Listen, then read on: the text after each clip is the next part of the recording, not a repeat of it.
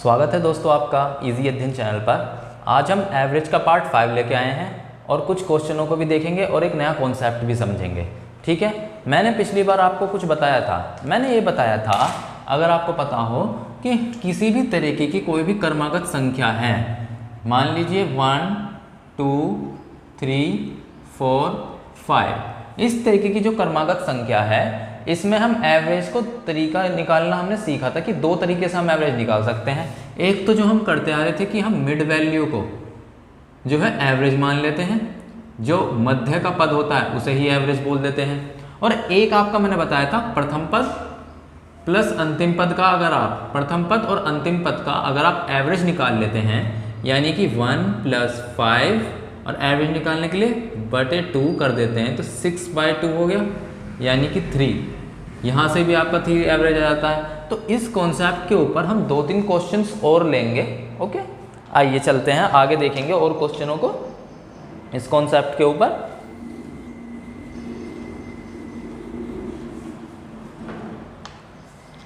देखिए, पहला क्वेश्चन है, उन प्रथम 5 धनात्मक विषम संख्या का औसत क्या होगा जो 9 से विभाजित होंगी।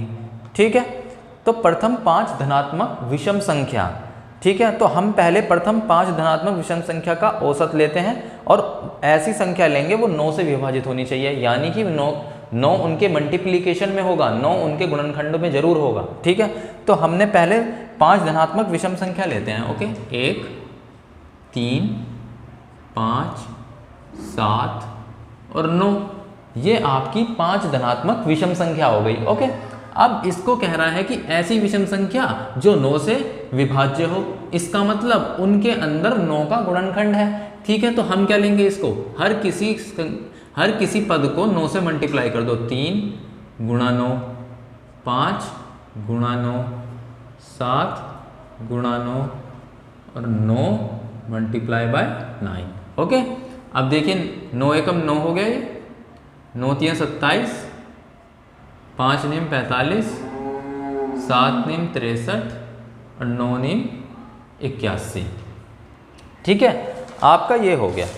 अब ये संख्या वो भी हो गई, एक तो विषम संख्या है, ऊपर से वो भी संख्या है जिसका मल्टीप्लिकेशन यानी कि वो 9 से विभाज्य भी है। ये देखिए 9 से अब ये एक बार चला जाएगा, ये 3 बार, ये 5 बार, ये कितना 7 बार और ये 9 बार। ठीक है, तो हमें 9 से विभाज्य बनाने के लिए इसमें मल्टीप्लाई करना पड़ा 9 से, ताकि ये सारी संख्या इस तरीके की हो जाए कि वो 9 से विभाजित हो सके। ओके, चलिए अब हमें क्या करना है, इसमें वही कॉन्सेप्ट है, आपको पता है। ये देखिए 27 में से 9 गए 18, ये भी देखिए 18। आप देख सकते हैं गैप सब में 18 का आ रहा है। इसका ये मतलब हुआ कि ये एक क्रमागत संख्या है, क्रमागत विषम संख्या है, ये भी देखा जाए तो। ठीक है, तो अब इसमें हम ये वाला कॉन्सेप्ट लगा सकते हैं, प्रथम पद प्लस अंतिम पद बटे 2। ठीक है, तो क्या होगा आपका 9। एवरेज कैसे निकालेंगे इसका, आपको पता है, प्रथम पद 9 प्लस अंतिम पद यानी कि 81/2 यानी कि 90/2, तो आपका कितना हो गया, ये 45। और चाहें तो हम यहाँ से डायरेक्ट मिड पद देखते कि 2 यहाँ से हटाया, 2 यहाँ से, और ये 45 अपने आप एवरेज हो गया। ओके, तो ये क्वेश्चन इस तरीके से करेंगे हम।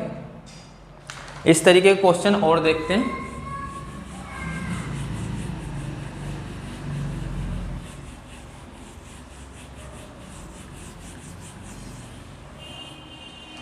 एक क्वेश्चन ये देखते हैं, 5 की गुणज वाली प्रथम 7 संख्या का औसत क्या होगा।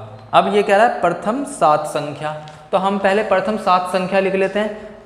ऐसे ही लिख लो, 5 की गुणज वाली, पहले तो प्रथम 7 संख्या लिख लेते हैं। 1 2 3 4 5 6 7। ठीक है, अब ये कह रहा है 5 की गुणज वाली, 5 की गुणज यानी कि 5 की मल्टीप्लिकेशन वाली, तो 5 की मल्टीप्लाई कर दो इन सब में। 1 × 5, 2 × 5, 3 × 5, 4 × 5, 5 × 5, 6 × 5 एंड 7 × 5। तो आपके क्या क्या हो जाएंगे, अब क्या होंगे नंबर आपके 5 10, 15, 20, 25, 30, 35। ओके, ये सब आपके हो गए। अब आप देख सकते हैं ये सब 5 के गुणज हैं, ठीक है। अब इसको कह रहा है कि इसका एवरेज बताओ, तो इसका एवरेज कैसे निकालेंगे? प्रथम पद प्लस अंतिम पद बटे 2। तो एवरेज कैसे निकलेगा? प्रथम पद यानी कि 5, ओके, और अंतिम पद यानी कि 35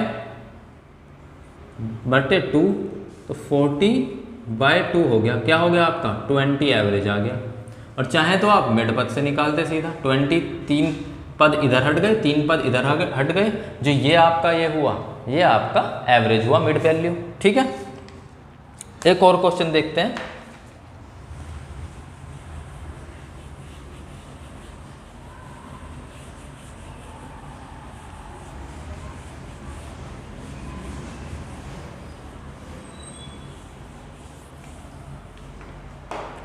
अगला क्वेश्चन देखते हैं। अगले क्वेश्चन में रखा है 3 तथा 43 के मध्य 4 से विभाजित संख्याओं का औसत क्या होगा, ठीक है। अब मैंने यहाँ पे लिखा 3 से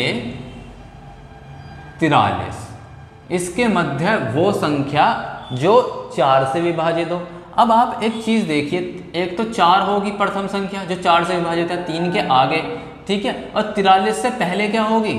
आपको पता होना चाहिए 43 से पहले 40 होगी, क्योंकि ना तो 41 कटता 4 से, ना 42 कटता 4 से, ठीक है। अब मैं इनके बीच के सारे पद थोड़े निकालता रहूँगा, फिर मिड वैल्यू देखूंगा, तो इस जगह पे कौन से हिसाब से करेंगे हम एवरेज को?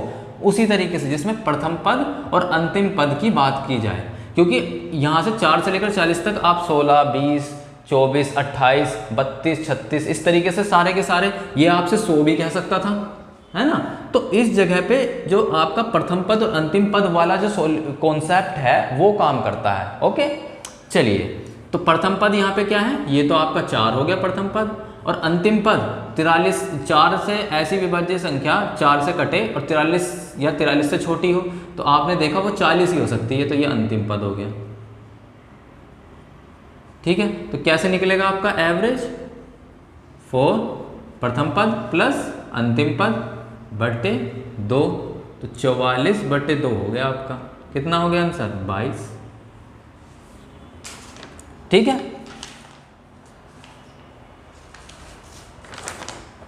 अब एक नया कॉन्सेप्ट सीखते हैं जल्दी से।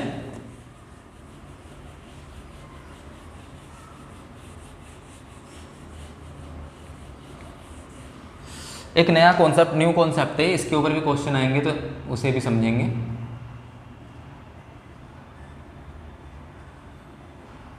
न्यू कॉन्सेप्ट आपका ये है कि अगर मैं कुछ स्टूडेंट हैं, यानी कि आप ये समझ लीजिए कि छात्र जो हैं टोटल, वो आपके 50 टोटल छात्र हैं, उनमें उनके लड्डू देने का एवरेज जो है, जो मैंने लड्डू बांटे उनको, वो 5 था।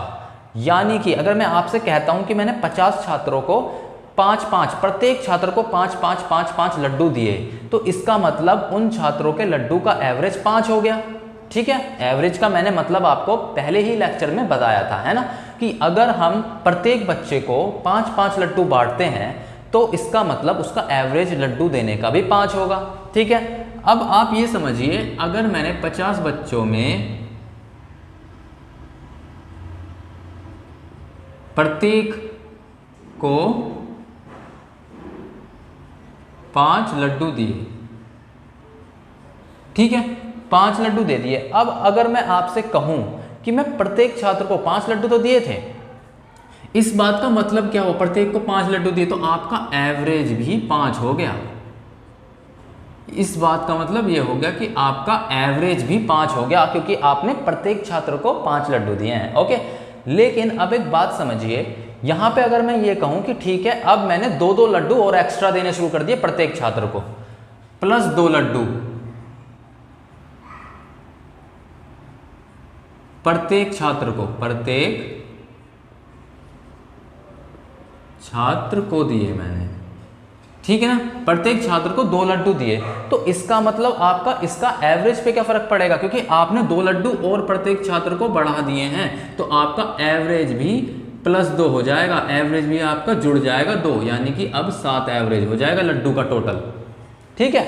समझिए मेरी बात को, अगर मैं कहता हूं कि मैंने प्रत्येक छात्र को 50 बच्चे थे, उसमें से प्रत्येक छात्र को 10-10 रुपए दिए, तो ये एवरेज आपका 10 रुपए आ गया, टोटल एवरेज 50 बच्चों का।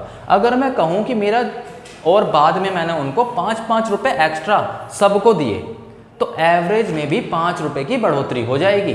ठीक है, यानी कि एवरेज तब जब आपने 10-10 रुपए दिए थे तब तो एवरेज 10 था, जब आपने प्रत्येक छात्र को 5-5 रुपए बढ़ा दिए तो आपका अब एवरेज बढ़कर वो भी 10 + 5 गुना हो जाएगा, 15 गुने हो जाएगा।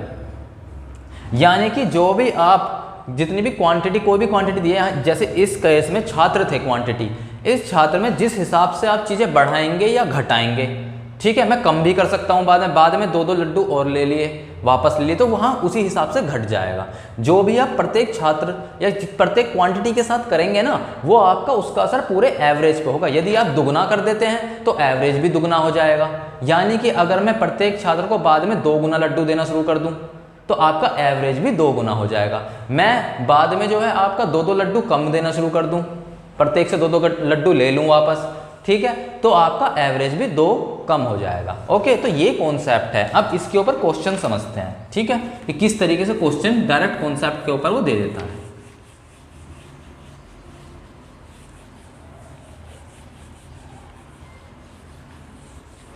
ध्यान से समझना।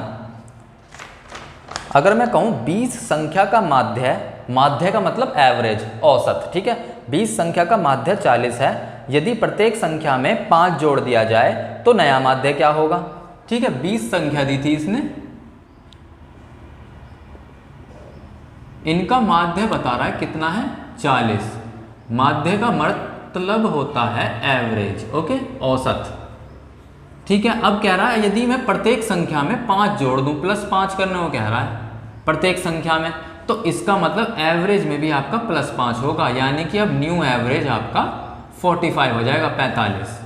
जितना भी आप प्रत्येक संख्या में जोड़ देंगे उतना ही आपका एवरेज में ही बढ़ जाएगा। यहीं अगर वो कहता है मैं दुगना कर देता हूं प्रत्येक संख्या में, तो आपका एवरेज भी दुगना हो जाता। ओके, चलिए आगे देखते हैं क्वेश्चन को। तो इसका आंसर कितना हो गया, 45।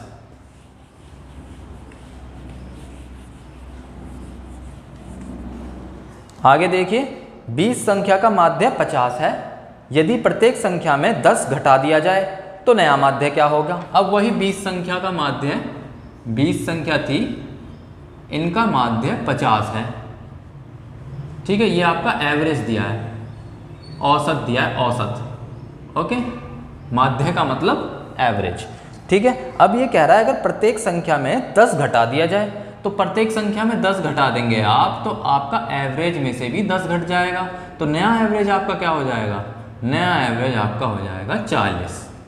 क्योंकि आपने प्रत्येक संख्या में 10 घटाया, तो आपका एवरेज में भी अपने आप 10 घट जाएगा। ओके, तो 50 - 10 40 आपका आंसर हो जाएगा। ठीक है, अगला क्वेश्चन देखते हैं। बस यही कॉन्सेप्ट के ऊपर क्वेश्चन सादा है।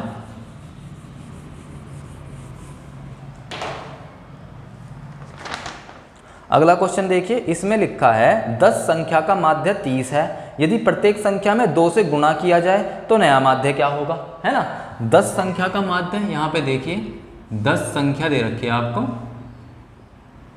इनका माध्य दिया आपको 30, एवरेज दे दिया आपको, माध्य का मतलब एवरेज, ठीक है। 10 संख्या का माध्य आपको 35 दिया है, ओके, नहीं 30 ही दिया है। यदि प्रत्येक संख्या में 2 से गुणा कर दी जाए, अब आप यहाँ प्रत्येक संख्या में 2 से गुणा कर रहे हैं, तो आप एवरेज में भी 2 से गुणा करेंगे, तो आपका एवरेज कितना हो जाएगा, 30 × 2 यानी कि 60 आपका एवरेज हो जाएगा आंसर। ठीक है, ऐसे ही और अगला क्वेश्चन देखते हैं। ऐसे ही आसानी के साथ सारे क्वेश्चन करेंगे। ये कॉन्सेप्ट हैं, आपको मैं इनके ऊपर कॉन्सेप्ट इस वजह से कर रहा हूं ताकि आप इन्हें भूले ना, ठीक है, अलग अलग तरीके से। 10 संख्या का माध्य या फिर औसत 35 है, यदि प्रत्येक संख्या में 5 से भाग कर दिया जाए तो नया औसत कितना हो जाएगा। ठीक है, इस बार इसने 10 संख्या का औसत दिया है, कितना दिया है, 35 आपको इसमें एवरेज दिया है। ठीक है, अब ये कहता है यदि प्रत्येक में 5 से भाग दे दिया जाए, भाग 5, प्रत्येक संख्या में भाग 5 कर दिया जाए, तो आपका क्या होगा, 35 आपका नया एवरेज क्या होगा, उसमें भी 5 से भाग देना पड़ेगा, तो आपका 35/5 हो जाएगा। तो वो कितना हो गया आपका 7 आपका एवरेज हो गया। ओके, चलिए ये भी हो गया, ये तो हमने कॉन्सेप्ट समझे। अब देखिए ऐसे घुमाकर क्वेश्चन दे सकता है। घुमाकर कैसे दे सकता है? लिखा है यदि 30 प्रेक्षणों को कहते हैं ऑब्जर्वेशन, यानी कि कितनी बार आपने उस जो भी एक्सपेरिमेंट है उस पर कितनी बार काम किया है। तो 30 बार आपने काम किया है, ठीक है, 30 बार इस परीक्षण को करके देखा है। तो यदि 30 प्रेक्षण था A1 A2 A3 A30 तक का औसत Z है, तब A1 - 200 A2 - 200 A3 - 200 और डैश डैश डैश A30 - 200 का औसत कितना होगा, है ना। तो A1 A2 A3 दे रखा है आपको, ये ऐसे A1, A2, A3 ऐसे आपको 30 ऑब्जर्वेशन यानी कि 30 प्रेक्षण दे रखे हैं A30 तक, ठीक है। अब ये कह रहा है कि इनका जो एवरेज है वो Z है, इन दे दिया, इन 30 प्रेक्षणों का एवरेज, इनका औसत दे दिया Z, ठीक है। अब ये कह रहा है अगर मैं हर संख्या में से, भाई इसने क्या करा A1 - 200 करा है और प्रत्येक संख्या में करा है A2 - 200, तो इसका मतलब आपका एवरेज भी A2 - 200 dash dash dash A30 - 200। इसका मतलब क्या करा उसने प्रत्येक प्रेक्षण जो उसने निकाले थे उसमें से 200 हर बार घटा दिए, ठीक है। अब जब 200 हर बार घटा दिए तो आपका एवरेज भी 200 बार घट जाएगा, तो आपका एवरेज भी Z - 200 हो जाएगा। इस तरीके से इस कॉन्सेप्ट का यूज कर लिया इसके अंदर प्रेक्षणों का प्रयोग करके, है ना। एक और क्वेश्चन देखते हैं, आखिरी क्वेश्चन।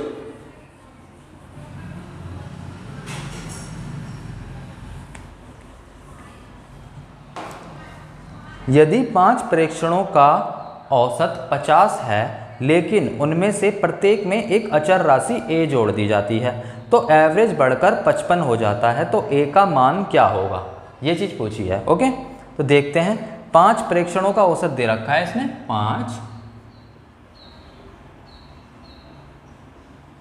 प्रेक्षणों का औसत कितना दिया है, 50 दिया है, 50 आपका एवरेज दिया है, ठीक है। लेकिन उनमें एक प्रत्येक में, जो ये 5 प्रेक्षण थे इनमें प्रत्येक में एक अचर राशि, एक अचर का मतलब होता है एक कांस्टेंट, चर का मतलब होता है वेरिएबल, ठीक है, जैसे A B C D, ठीक है। लेकिन जो कांस्टेंट होता है उसको हम अचर बोलते हैं, यानी कि 1 2 3 4 5 कोई भी एक कांस्टेंट वैल्यू, एक निश्चित वैल्यू। ओके, ठीक है। तो एक अचर राशि A जोड़ दी जाती है, अचर राशि कितनी जोड़ दी जाती है, A, और वो भी प्रत्येक 5 प्रेक्षणों में A जोड़ दिया, तो आपका एवरेज कितना हो जाएगा, ये पूछा। एवरेज दे रखा है, एवरेज बढ़कर जो है आपका, जब आपने अचर राशि A प्रत्येक प्रेक्षणों में जोड़ दी तो एवरेज बढ़कर 55 हो गया, तो 50 से 55 हो गया, तो क्या जोड़ने पे हुआ, 50 + A = 55। यही तो हुआ आपका, प्रारंभ में आपका एवरेज 50 था, आपने प्रत्येक जो 5 प्रेक्षण थे, मान लीजिए यहाँ पर आपका A1 A2 A3 A4 A5 है, तो इस प्रत्येक में इसने A जोड़ दिया, A2 में भी A जोड़ दिया, A3 में भी A जोड़ दिया, तो आपका जो एवरेज होगा टोटल वो बाद में 50 + A हो जाएगा। और इस 50 + A की इसने वैल्यू दे रखी है 55 दे दी, तो पूछ रहा है A की वैल्यू बता दो, तो A की वैल्यू बताने में क्या है, A = 55 - 50 यानी कि 5 आंसर, ठीक है। तो ये थे आपके सारे क्वेश्चंस। आपको कोई भी प्रॉब्लम हो तो आप प्लीज़ कमेंट बॉक्स में ज़रूर बताएं और मैं उसको सॉल्व करने की पूरी कोशिश करूंगा और हम मिलकर उसको पक्का सॉल्व कर देंगे। ओके, और मेरा चैनल प्लीज़ आपको पसंद आए तो प्लीज़ इसे लाइक कीजिए, सब्सक्राइब कीजिए, बहुत प्यार दीजिए। बहुत बहुत धन्यवाद।